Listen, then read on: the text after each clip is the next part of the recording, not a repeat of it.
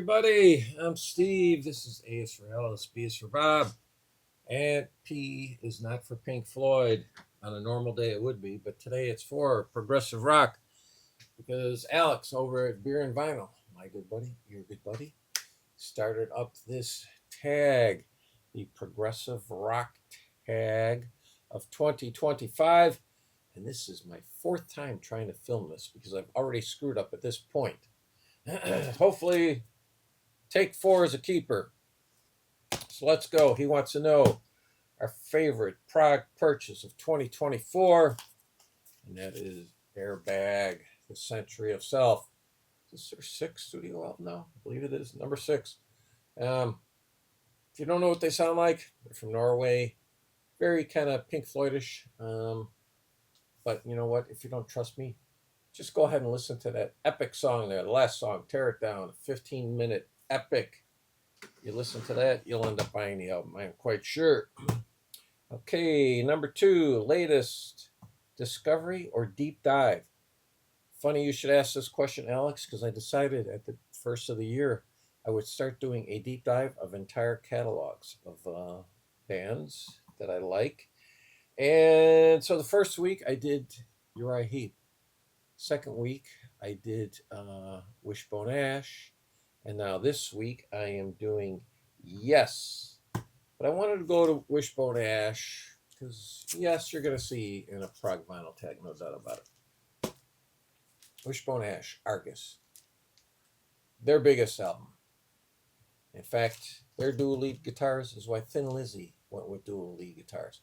And Thin Lizzy went with dual lead guitars. That's why Iron Maiden went with dual lead guitars. Some people say this is a progressive rock album. I have to disagree. I say it is not.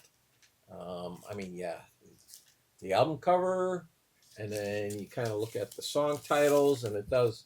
You think it's almost a concept album, but it isn't. But you got songs like Time Was, Sometime World, The King Will Come, Leaf and Stream, Warrior, Throw Down the Sword. It sounds like it's a concept album. But the members of Wishbone Ash swear it isn't. And I'm going to believe it. Because I've seen them like 15 times and they've never disappointed me. So I say Wishbone Ash is not a prog rock band. But they love doing a deep dive on them. Number 3. A death in 2024. I'm going to go with that guy right there. Mike Pinder of the Moody Blues. He of the mellotron and the piano, organ, harpsichord, pretty much anything keyboard related. He is playing it. But he also plays, I believe he plays the cello. Yes, he does play the cello. And the auto harp, whatever the hell that is. But get any of the first 7 albums by the Moody Blues and you can't go wrong. Number 4, an album turning 50. To me, this is truly, well, I guess there's 2 what I would call pure prog rock bands from the U.S. That is normally a UK-dominated genre. But I'm going to say Kansas, especially their first 4 albums. Even maybe the 5th. Those are prog albums. As good as Americans can do prog, we cannot beat the UK at prog rock. Forget it. But yes, there it is. Mask. Okay, number 5. A subgenre. Kind of like, yes, could it be space rock? And I'm going to give you one better, Alex. This is by the Space Lords. It's called Water Planet. Only 3 songs on there. They're all epics, and this is pretty much how every album is by them. It's rare you find a 3-piece prog rock band, exception of Emerson, Lake and Palmer. I'm trying to think of other ones. Nothing off the top of my head. But this is space rock personified.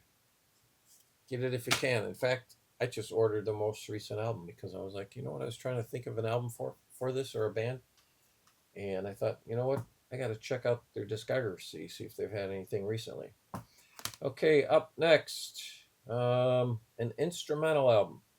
Normally, I'm not big on instrumental songs. I can take an instrumental album because I know going in that's what I'm getting. And because if you can sing, then sing, God damn it. I don't need instrumentals. Apparently, nobody in this band has a voice.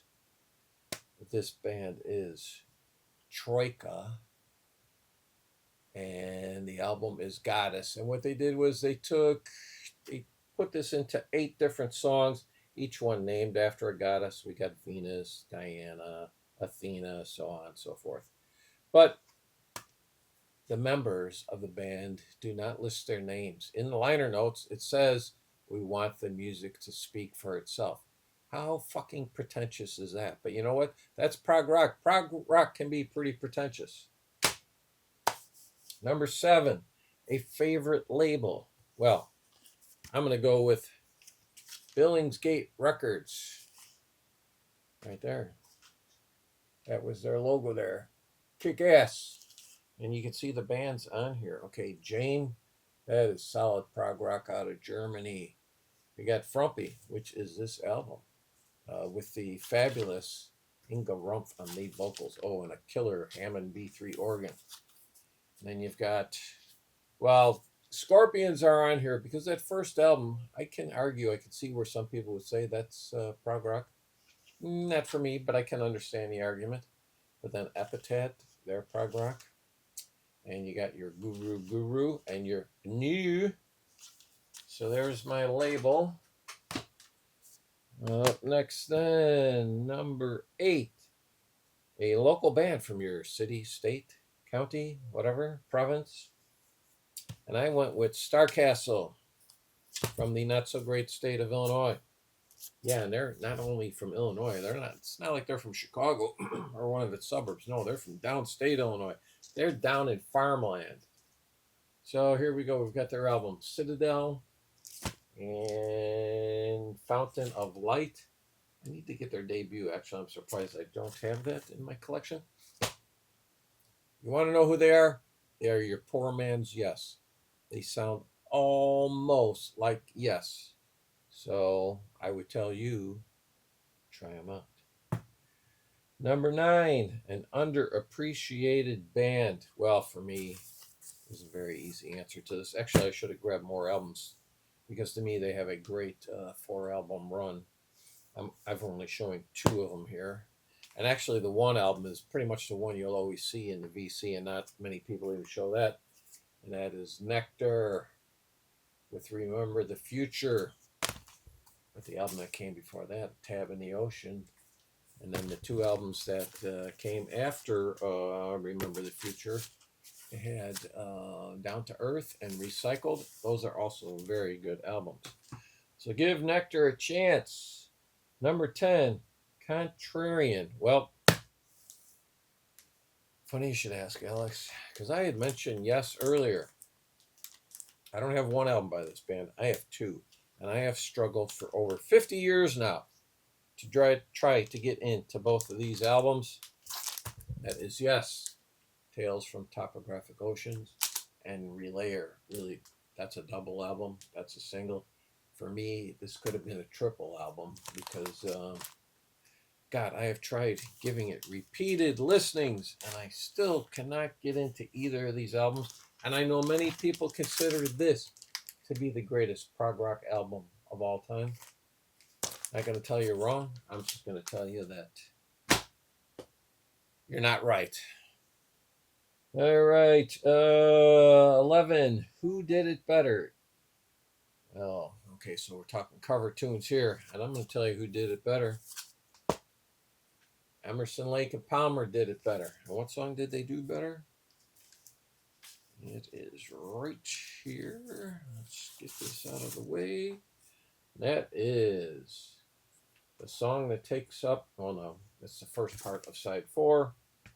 And that is Fanfare for the Common Man, written by Aaron Copland, but bettered by Emerson, Lake and Palmer.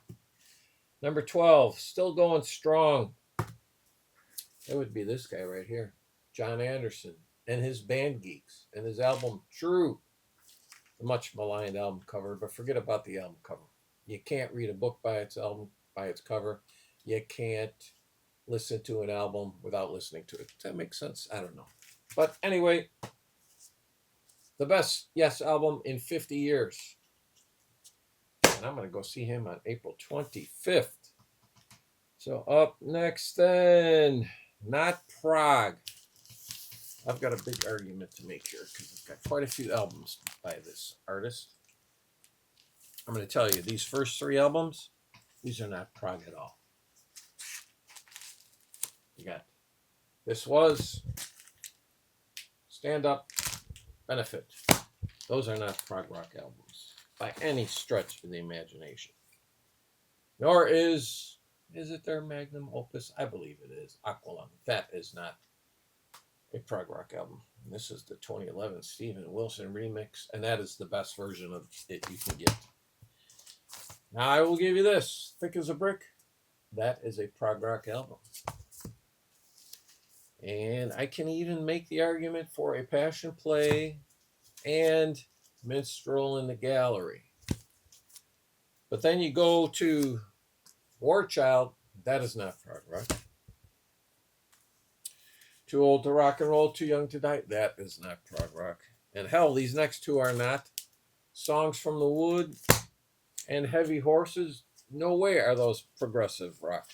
But you know what's progressive about Jethro Tull? Their sound progressive. So if you want, if that's your qualification for a progressive rock band, there you go. They're progressive. Number 14, Girls Don't Like Prog.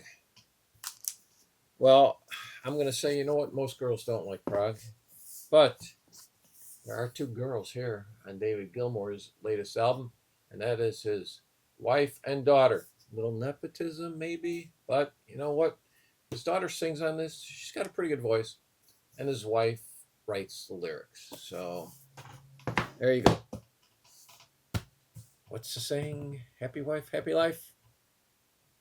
David knows what it takes. And then 15, deep dive this year. Well, you know what? I decided there's 2 of them that I have never truly given a chance. And those 2 bands are Camel and Gentle Giant. And so when Alex does the 2026 tag, I can talk about that deep dive. So here you go. That's it, Alex. Hope this meets your criteria. Congratulations on 1 year in the VC. If you're not subbed to them, head on over there, give them a sub. That's it.